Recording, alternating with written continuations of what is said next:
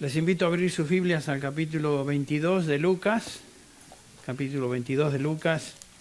Continuamos en nuestra breve serie que terminamos hoy sobre la Santa Cena, que es justamente lo que estaremos celebrando después de la meditación de la palabra. Capítulo 22 de Lucas. Estaremos en los versículos del 14 al 20 hoy, en particular. De todas las declaraciones del Señor Jesús en la Biblia, en el Nuevo Testamento, en los Evangelios, tal vez una de las más asombrosas es la que encontramos aquí en Juan 10:15, no tienen que buscarlo. Él dice, yo doy mi vida por las ovejas. En el 17 repite, yo doy mi vida para tomarla de nuevo. Y en el 18 dice, nadie me la quita, sino que yo la doy de mi propia voluntad. Noten lo que está diciendo el Señor Jesús. Nadie le quitó la vida al Señor, sino que Él la entregó, Él la dio. Algunos se hacen la pregunta, bueno, ¿quién le quitó la vida a Jesús o quién mató a Jesús?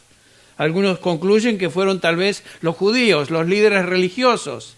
La turba, la multitud, otros dicen no, fueron los romanos, las autoridades romanas particularmente las que le ejecutaron.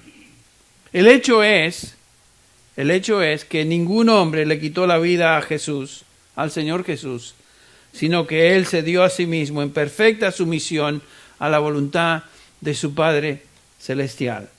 Dios escogió a su Hijo Jesucristo para ser el Cordero que sería sacrificado para pagar finalmente por los pecados de todo aquel que cree en Él.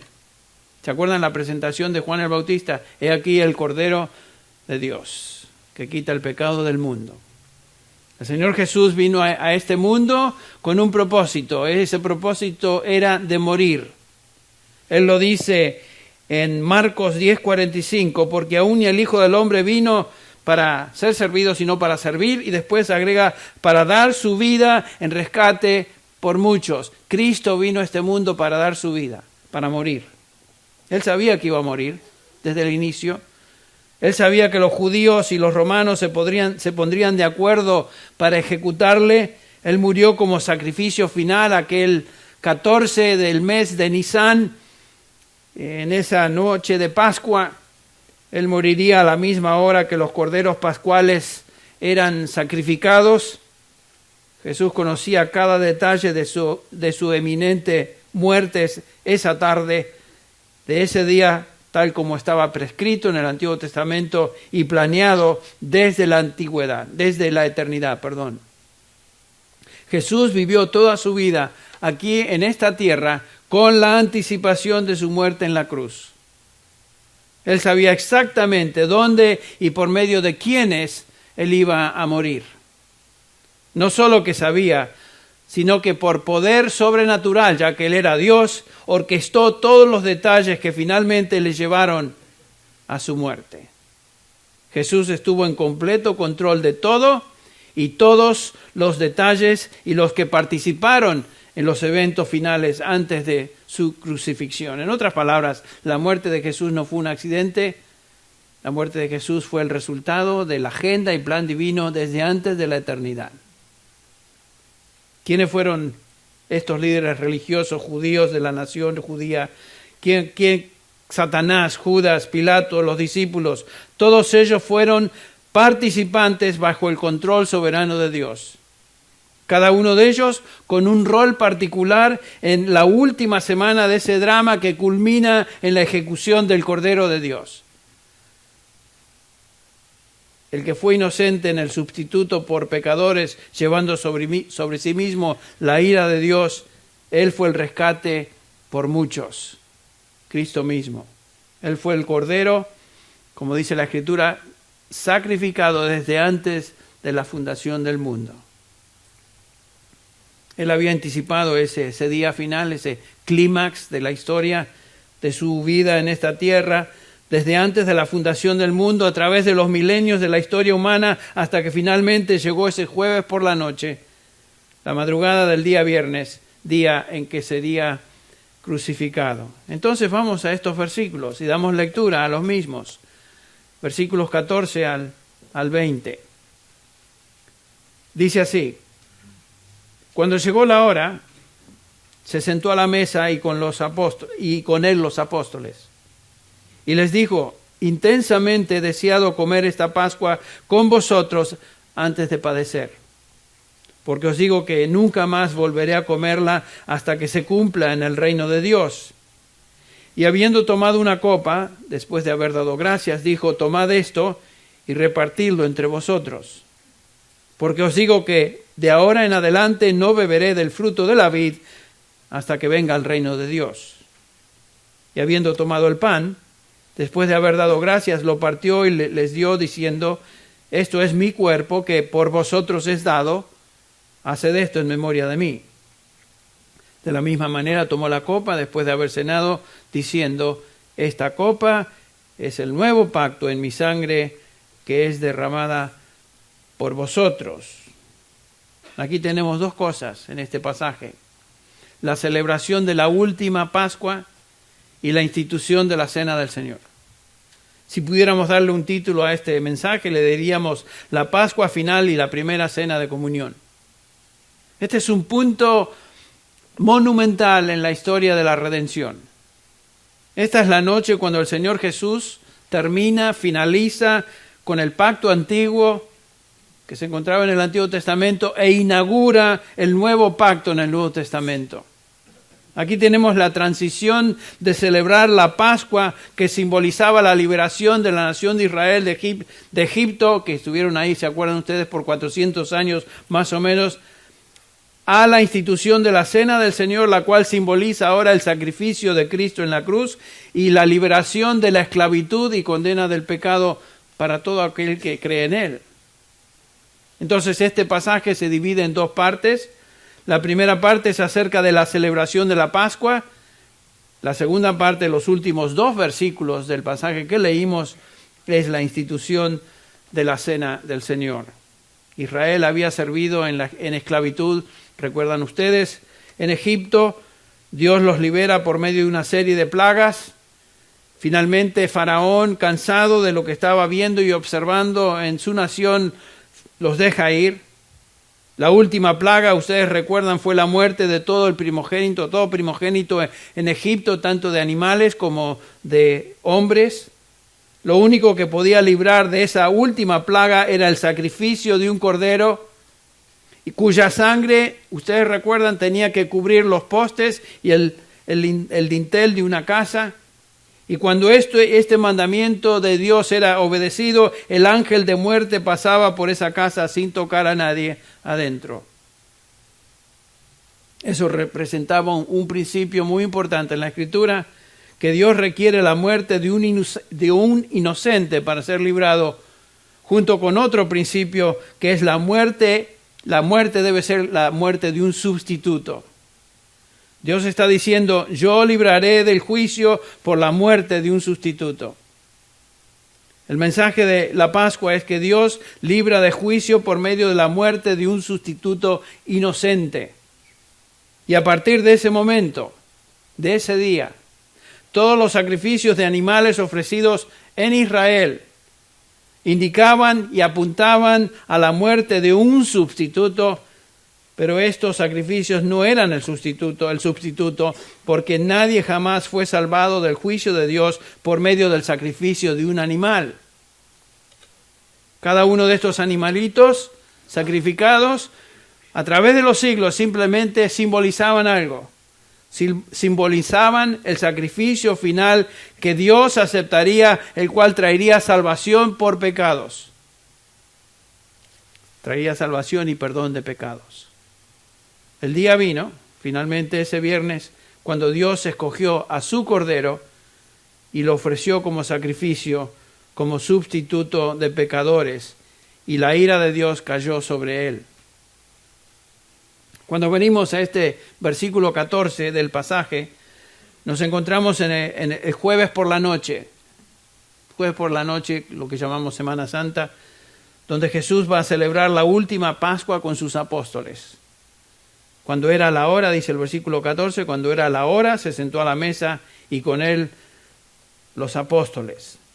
La Pascua comenzaba el jueves por la noche, seguida de la fiesta de 7 días de panes sin levadura, y el día viernes, el próximo día, cuando los corderos eran sacrificados, el Cordero de Dios, en este caso Cristo, entonces daría su vida voluntariamente en sacrificio final como sustituto de todo pecador que cree en Él. Cristo vino a hacer eso. Llegó a la conclusión de su razón por la cual Él vino a esta tierra. Recuerden, estamos repasando lo que vimos la semana anterior, que Pedro y Juan ya habían sido enviados por el Señor a preparar la comida de la Pascua para ser celebrada. Recuerdan el versículo 8, donde leemos: Jesús envió a Pedro y a Juan diciendo: id, preparadnos la Pascua para que la comamos. Y ya vimos esto la última vez. Estos dos fueron enviados a un lugar desconocido por ellos, a seguir un hombre cuyo nombre también era desconocido, que Él los llevaría al lugar desconocido. Dice el versículo 10, por ejemplo, el Señor les dice: y Él les dijo, he aquí al entrar en la ciudad, esta es la ciudad de Jerusalén, millones de personas por las calles, os saldrá al encuentro un hombre, de los millones, aquí tenemos un hombre, os saldrá al encuentro que lleva un cántaro de agua, seguirle a la casa donde Él entrará. Interesante.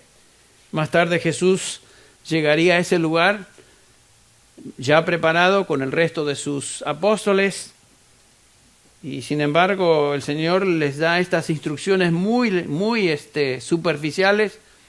¿Por qué el secreto? ¿Se acuerdan? La razón por la cual fue tan corto el mensaje y tan sintético el mensaje es porque Jesús, como ya observamos, no quería que Judas, el cual estaba tramando entregar al Señor con los líderes religiosos, se enterara de ello y tuviera información antes del momento preciso.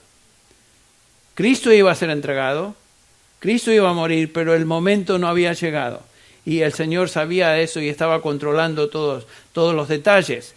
Nadie sabía los detalles del lugar para la cena, excepto Pedro y Juan, que, como notamos, no regresaron a Jesús diciéndole dónde esto iba a ser, sino que le esperaron en ese lugar hasta que llegó la noche y Jesús con el resto de sus apóstoles entonces viene para celebrar la Pascua. Jesús no podía ser arrestado hasta que esta cena fuera celebrada, que fue la última Pascua. Hasta que Él instruyera a sus apóstoles, todo lo que encontramos allá en los capítulos del 13 al 16 de Juan, allí en el aposento alto, tampoco podía ser entregado hasta que Él elevara al Señor su oración del capítulo 17 de Juan, su oración por los suyos, e instituyera la celebración de ese nuevo memorial, la Cena del Señor. Todo esto tenía que ocurrir, debía ocurrir antes de ser entregado. Esta era la agenda divina y nadie ni nada podía frustrar ese plan divino.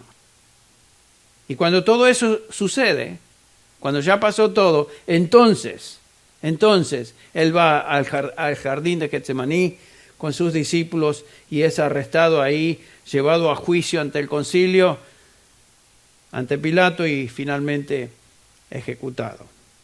Pero cuando leemos esta sección del capítulo 22 de Lucas, puede ser que nos preguntemos cuál fue la secuencia de los eventos. Lucas, al igual que Mateo y Marcos, no está interesado en una secuencia cronológica, sino temática. Lucas no nos está dando los eventos tal y como sucedieron cronológicamente, sino que nos está hablando de temas. Sabemos que todo esto sucedió esa noche porque los 4 evangelios describen los eventos, pero no estamos seguros en qué momento exacto ocurrieron.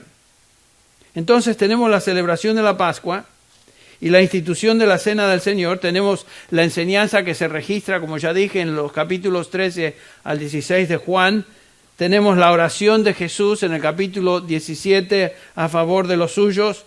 Tenemos la confrontación de Jesús con Pedro cuando el Señor le dice, tú me vas a negar, y él dice, no, no te voy a negar. Sabemos eso, sucede ahí. Sabemos la confrontación de Jesús con Judas cuando le dice, lo que vas a hacer, hazlo pronto.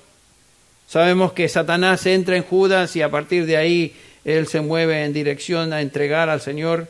Todos estos componentes fueron parte de esa noche, pero no tenemos una secuencia exacta de cómo sucedieron, de cuándo sucedieron. Entonces Lucas es muy breve en su descripción tanto de la Pascua como de la Cena del Señor. Y es de entender eso, porque cuando Lucas escribe su evangelio, lo escribe 30 años después de lo que aquí se describe sucedió. O sea, habían pasado ya 30 años de lo ocurrido esa noche. Los cristianos ya no celebraban la Pascua, los cristianos celebraban la Santa Cena. Que por supuesto vemos acá que Lucas le dedica solamente 2 versículos, los versículos 19 y 20 de este capítulo. Fue muy, muy breve. ¿Por qué no dijo más? ¿Por qué fue tan breve? Bueno, 10 años antes de que Lucas escribiera su evangelio, Pablo ya había escrito 1 Corintios. Y sabemos que Pablo explica en detalle o da instrucción en detalle de la Cena del Señor en 1 Corintios que vamos a celebrar en corto tiempo. Entonces, así que Lucas es breve. Y estas son razones históricas, tal vez por la cual él es tan breve. Te regreso al versículo 14.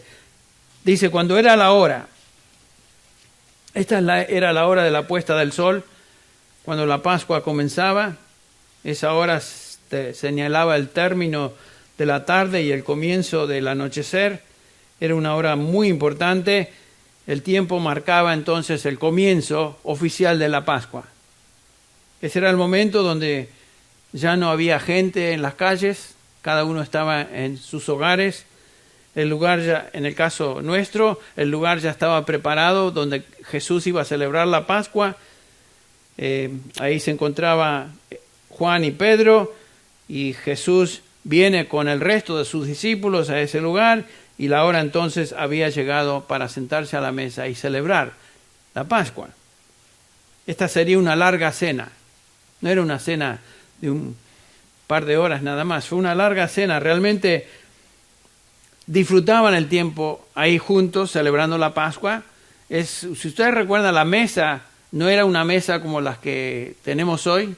No había sillas alrededor de una mesa. Si ustedes se recuerdan retratos o pinturas de la última cena del Señor, ahí están los discípulos alrededor de una mesa baja, larga, recostados, y el Señor con ellos. Esa es la mesa que usaron para comer. No es que se sentaron en sillas, sino que estaban ahí recostados. Me imagino que recostados sobre el hombro, sobre el codo, cambiando de posición, etcétera, pero ahí estaban. Una cena importante, una cena larga, una cena prolongada donde por horas hablaron, recibieron instrucción del Señor, discutieron aspectos de la Pascua, de la bondad de Dios, etcétera, etcétera.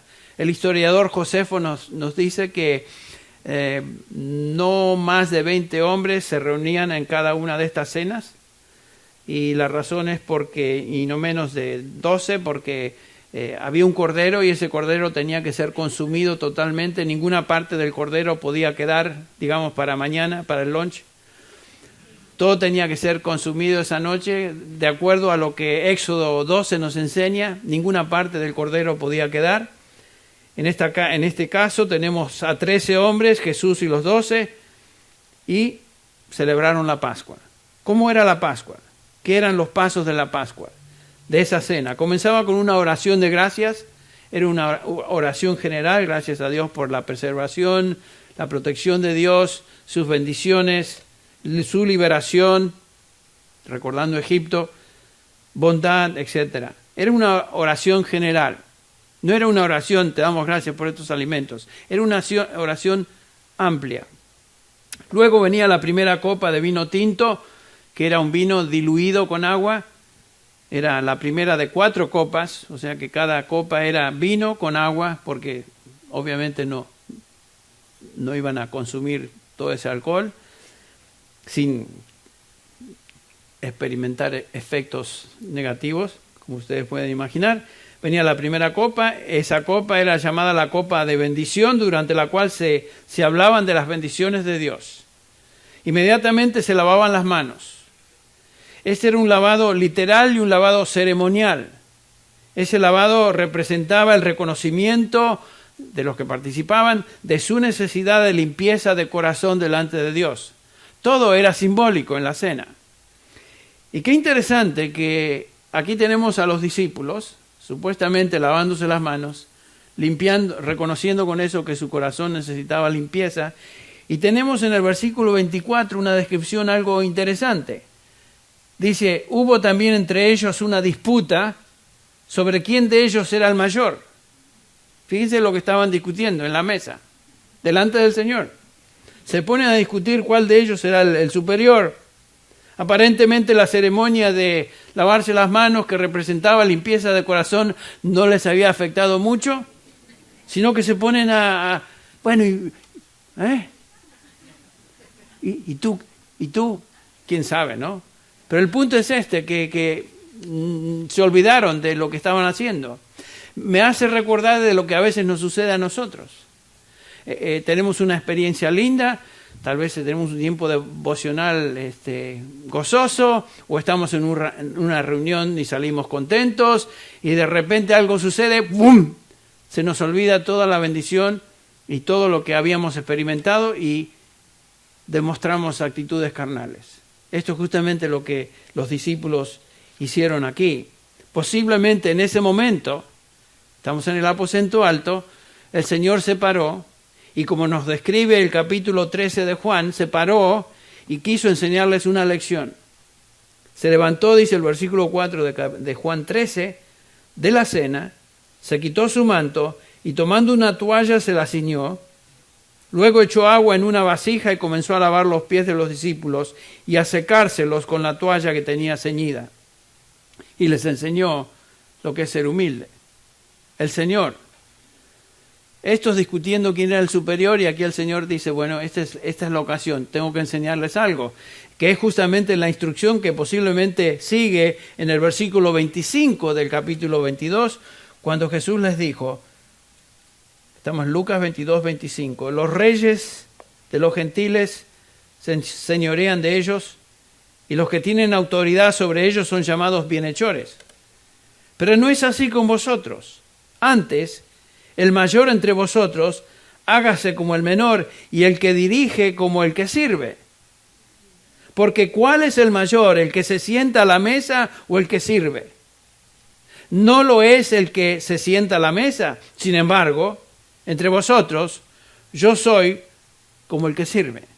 O sea, esa es la lección. El Señor, hay un principio bíblico, que el Señor, al que se exalta, Él va a humillar, y al que se humilla, esa persona será ¿qué? Exaltada. Y es justamente lo que el Señor dice acá. Entre nosotros, como discípulos de Él, no buscamos ser los primeros. No buscamos salir en la foto, siempre. No queremos preeminencia ni prominencia. El Señor les enseña eso a estos discípulos en esta cena. Así que la cena comenzó con oración, luego con beber la primera copa de vino, luego la limpieza ceremonial, y lo que seguía entonces era ahora comer las hierbas amargas.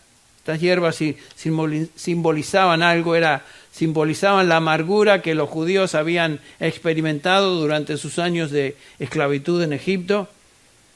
Y estas hierbas se consumían con pan mojado en una salsa, en un chimichurri especial, hecho de frutas y nueces. ¿Saben que de ahí viene el chimichurri? No, mentira.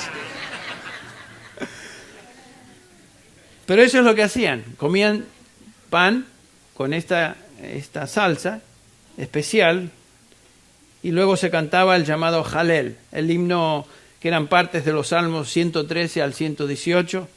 Inmediatamente se bebía la segunda copa de vino diluido, y en este punto el que dirigía la cena, que era en el caso nuestro Jesús, daba la explicación del significado de la Pascua.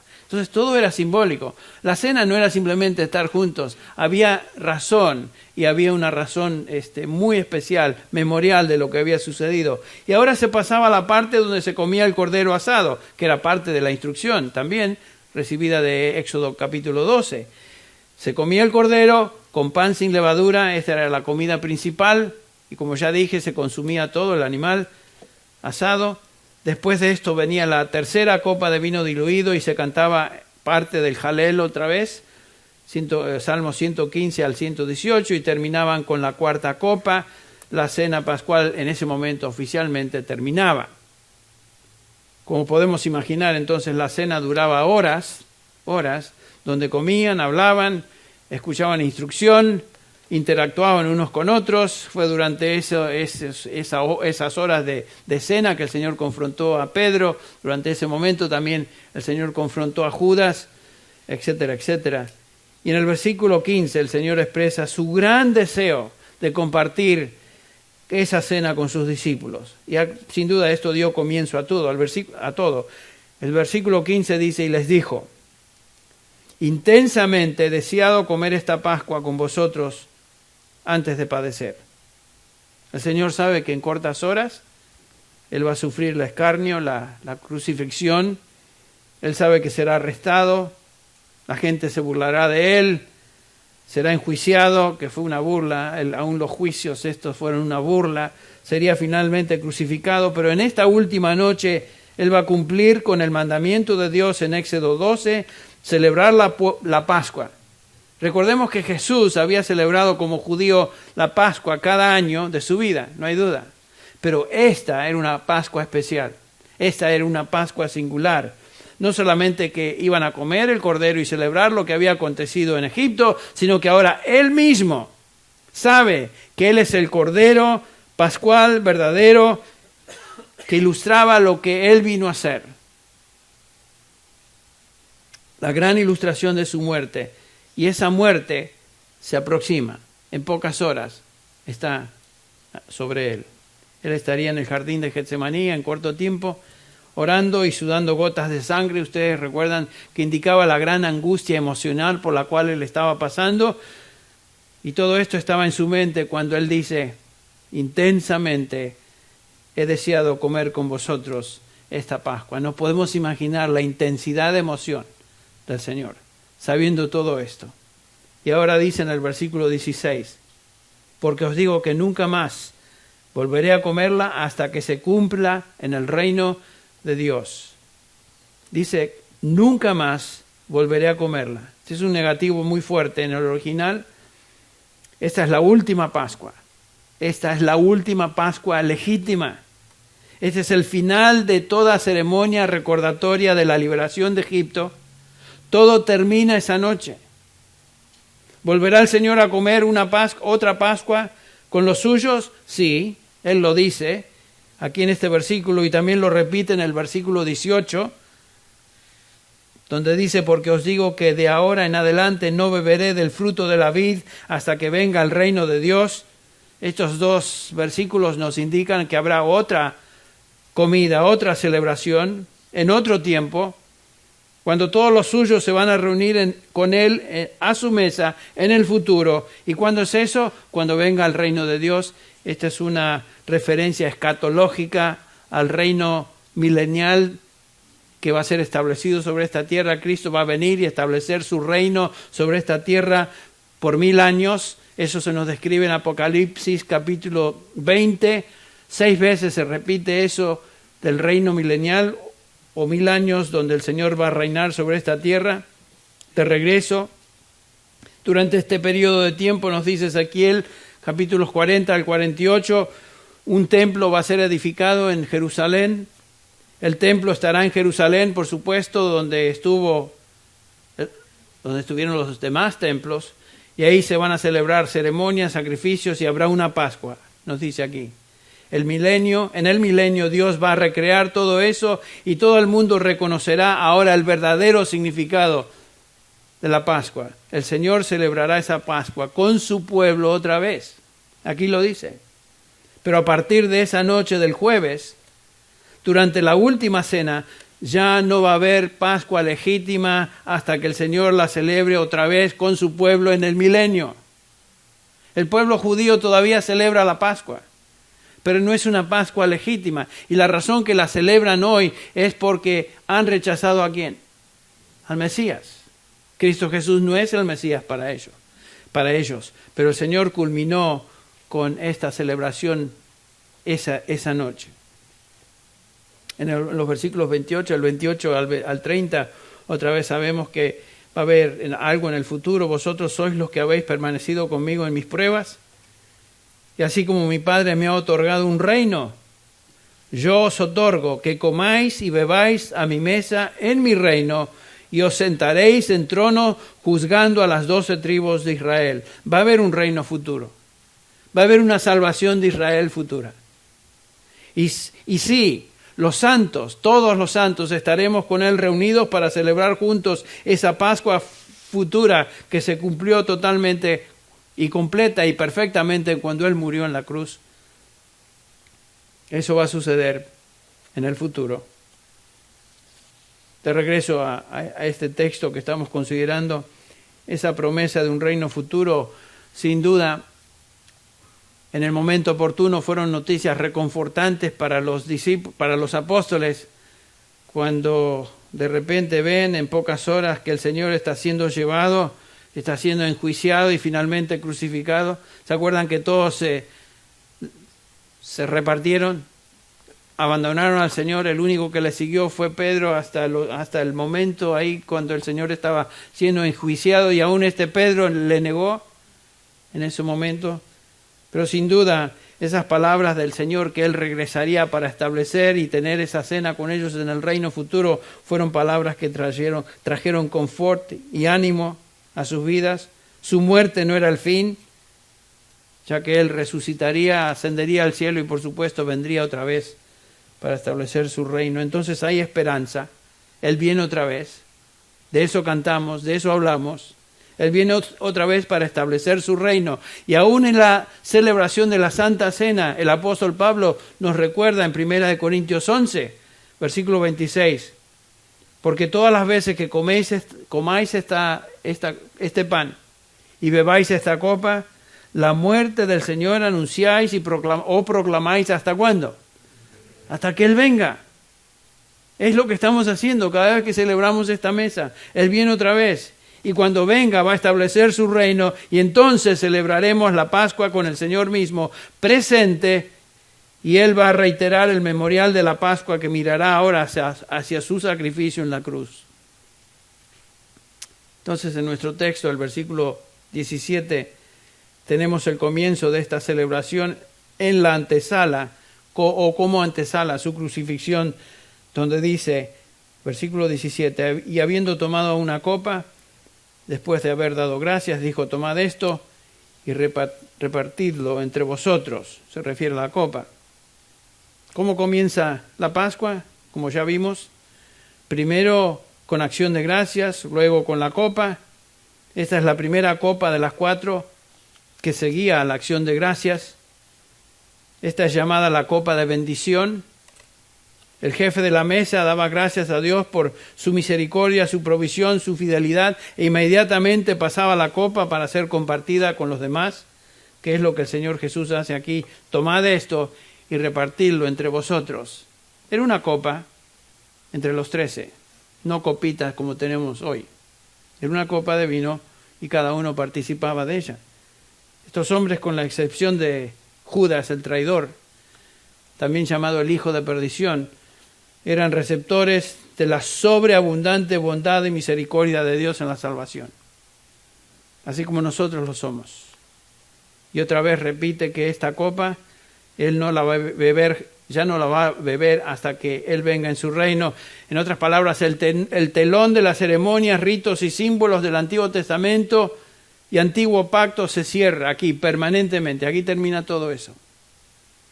Lo que Dios instituyó en el Éxodo capítulo 12 como celebración para Israel por generaciones, terminó esa noche. El Hijo de Dios dio término a la Pascua la noche antes de su muerte. Y ahora venimos al versículo 19, donde aquí escuchamos la instrucción en cuanto a la cena del Señor, la institución de la cena del Señor. Y habiendo tomado el pan, después de haber dado gracias, lo partió y les dijo diciendo: esto es mi cuerpo que por vosotros es dado, haced esto en memoria de mí. Y aquí nos encontramos ante esta monumental transición entre el pacto antiguo, el pacto en el Antiguo Testamento y el comienzo del nuevo pacto. Aquí está terminando toda la ley de ceremonias, toda la ley de leyes, de dietas especiales para Israel. Terminan los sacrificios, ya no hay más necesidad de templo, no hay más necesidad de sacerdotes, no hay más altares, terminan todas las leyes que tenían que ver con el Sabbat o el sábado, y a partir de aquí la iglesia iba a celebrar un nuevo recordatorio, un nuevo memorial, y se reuniría por primera vez, se reuniría desde aquí en adelante el día domingo, que es el día de resurrección. Entonces terminan los ritos, las prácticas y cosas sociales que dividían a la gente entre judíos y gentiles. Todo termina, excepto, por supuesto, la ley moral de Dios, que no jamás termina porque Dios nunca cambia. Y ahora en el versículo 19 nos dice que cuando partió el pan, dio gracias, lo reparte. En este momento cantarían el himno, el Halel. El cordero era traído a la mesa y lo comen con panes sin levadura. Jesús dice que tomó el pan, este era un pan entero que se rompía en pedazos y lo reparte a sus discípulos. En la Pascua este era el pan llamado de la aflicción, también el pan de la aflicción o matzah, en conmemoración de los años de aflicción de Israel en Egipto. Pero ahora este pan se convierte en un símbolo de su cuerpo, un símbolo de su muerte. Versículo 19 le dice eso. Y desde ahora en adelante se haría en memoria de él.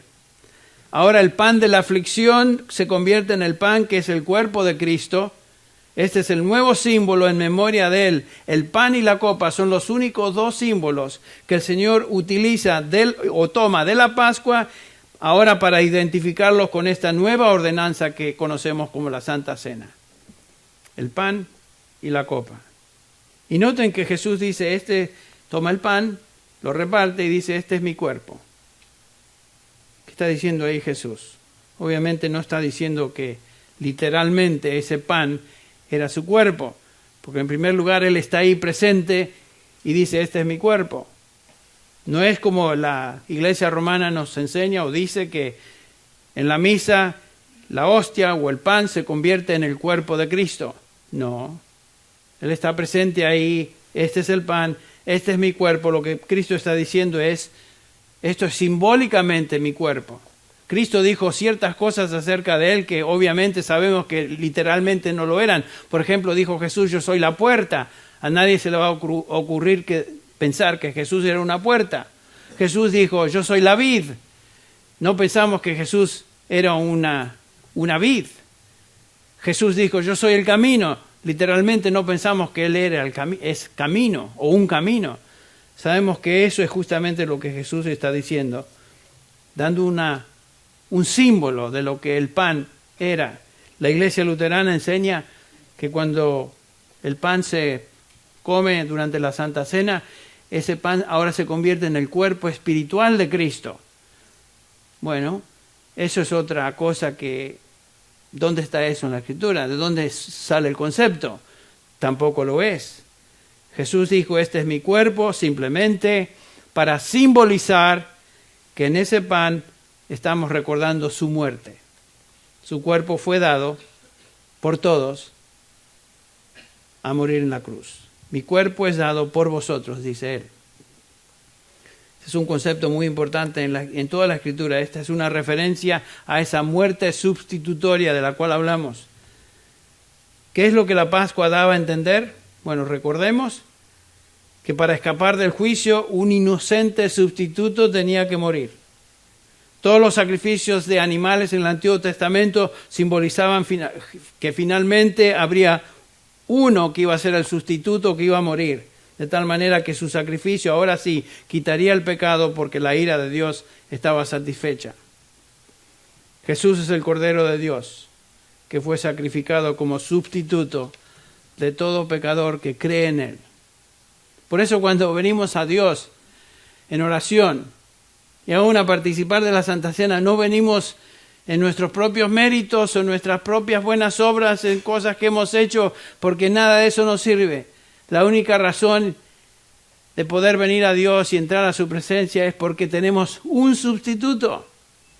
Lo que dice Pablo en Romanos capítulo 8, quien murió, resucitó y está a la diestra del Padre, quien ahora intercede por nosotros, versículo 34 de Romanos 8.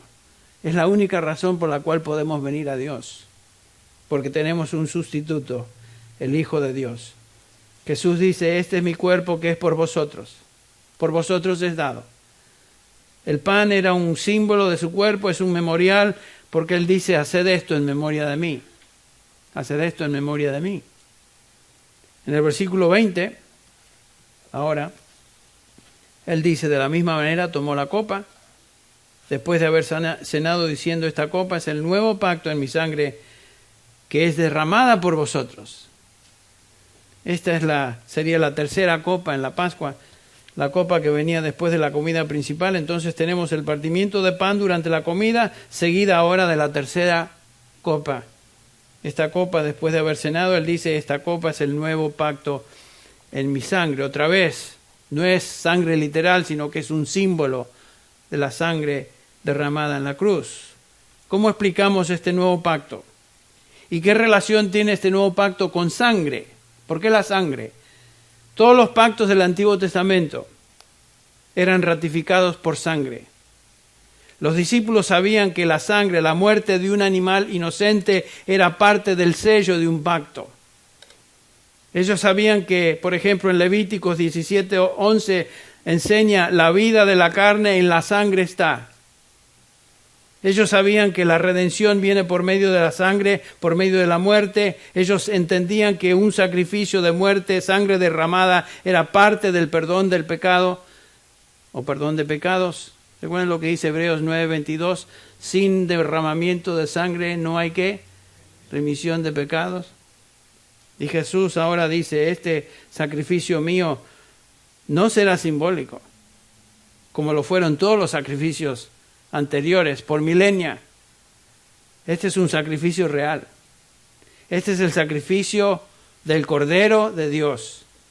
Este es el sacrificio del nuevo pacto que requiere mi sangre derramada. ¿Qué es el nuevo pacto? Bueno, es el pacto de Jeremías 31, es el pacto de Ezequiel 36. Este es el pacto de salvación. Es el pacto de perdón de pecados. Este es el pacto por medio del cual Dios perdona a pecadores y es ratificado en la muerte de Cristo. Dios perdonó a pecadores antes de Cristo, antes de que Él muriera en la cruz. Dios perdona a pecadores desde Cristo en adelante, pero Dios perdona a todos los pecadores del Antiguo Testamento y del Nuevo Testamento porque Cristo murió. Porque Cristo murió. Dios hizo eficaz su pacto aún antes de la muerte de Cristo y después de la muerte de Cristo. Todos fuimos salvados, Antiguo Testamento o Nuevo Testamento, por fe en aquel que fue nuestro sustituto. La sangre de Cristo se aplicó hacia atrás para los santos del Antiguo Testamento y la sangre de Cristo es aplicada a nosotros hoy, los santos que representamos el nuevo pacto. Cristo fue el Cordero de Dios sacrificado desde antes de la fundación del mundo para cubrir, por supuesto, el pecado de todos aquellos que Él vino a salvar. El nuevo pacto es el único pacto que salva. El pacto de Moisés, el pacto de la ley solo condena. Este nuevo pacto salva. Como Jeremías 31:34 dice, declara al Señor, perdonaré su maldad y no recordaré más su pecado. Esta es la tremenda bendición que tenemos a través de este pacto. Dios perdona nuestros pecados y no los recuerda jamás. ¿Cómo puede Dios perdonar pecados? Solo cuando su justicia es satisfecha. Y Dios demanda justicia perfecta para perdonar. ¿Quién puede lograr tal cosa? Nadie. Solo uno satisfizo la justicia perfecta que Dios demandaba, y ese fue su Hijo, muriendo en una cruz como sacrificio sustitutorio del pecador.